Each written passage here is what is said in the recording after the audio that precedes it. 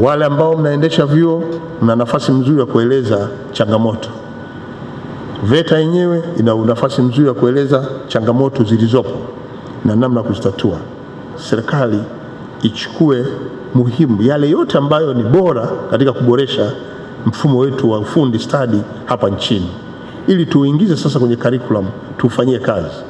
Huo mjadala upiti tu hovyo, una mambo mazuri ambayo yanashauri pia serikali namna ya kwenda. Na mimi nimeushuhudia na naufuatilia kwa ukaribu. Hakika unatija mjadala ule.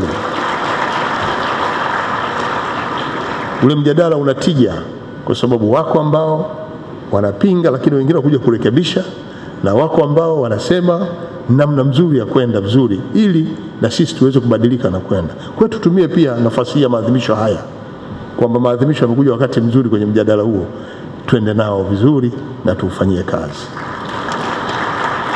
Na kwa hiyo nawashukuru wadau wote wa elimu ambao pia leo mko hapa, mtashiriki kwenye maadhimisho haya, na hasa kwenye lengo la kuimarisha elimu yetu ya ufundi stadi, na hasa katika kuimarisha VETA na program zao. Na hii ndio itakuwa njia nzuri ya kwenda kuifanya VETA kuwa ni taasisi inayotoa mafunzo mahiri na stadi ya ujuzi kwa kiwango kinachohitajika. Niwapongeze sana VETA kwa mkakati huu na hatua mlioifikia. Mafanikio tumeyaona, ushuhuda clip ambayo tumeona wajasiriamali mbalimbali wakieleza kazi wanazofanya.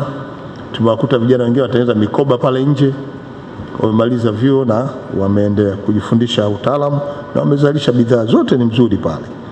Na kwa hiyo sasa, baada ya kujiridhisha kwamba haya yote yameandaliwa vizuri na VETA pamoja na wizara, sasa nitamke kabisa kwamba ninapoelekea kwenda kutekeleza jukumu langu kupitia mfumo ulioandaliwa, basi nitamke tu rasmi kwamba maadhimisho haya ya miaka 50 ya utoaji elimu na mafunzo stadi hapa nchini, nina imani kuwa miaka mingine 50 ijayo itakuwa na mafanikio makubwa zaidi.